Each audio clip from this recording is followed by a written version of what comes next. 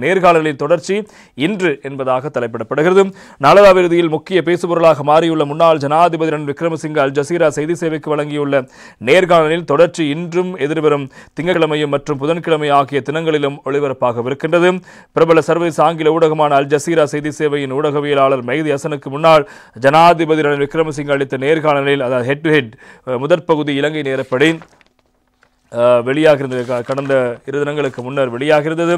எனவே அதனுடைய மற்றொரு கட்டம் இன்றும் அடுத்த கட்டமாக திங்களும் செவ்வாயும் புதனும் என்பதாக அந்த நேர்காணல் வெளியாக போவதாக அந்த செய்திகளும் பிரதானமாக இருப்பதை நாங்கள் காணக்கூடியதாக இருக்கிறது. எனவே அந்த நேர்காணலுடைய அடுத்தடுத்த பகுதிகள் வருகின்ற போது அதில் என்னென்ன விடயங்கள் பேசப்பட்டது தொடர்பாக நாங்கள் விரைவாக பார்க்கலாம். எனவே நேற்று முன்தினம் வியாழக்கிழமை முதலாவது பகுதி மாலை 5:30 மணிக்கு வெளியானது. அதன் பின்னர் இதனுடைய பேசுபொருளாக மாறிய நிலையில் இந்த நேர்காணலின் தொடர்ச்சி இலங்கை நேரப்படி இன்றைய தினம் காலை 6:30 மணிக்கு, அதாவது இன்று 8ஆம் தேதி நேரம் அந்த நேர்காணலுடைய ஒரு பகுதி வெளிவந்திருக்கும்.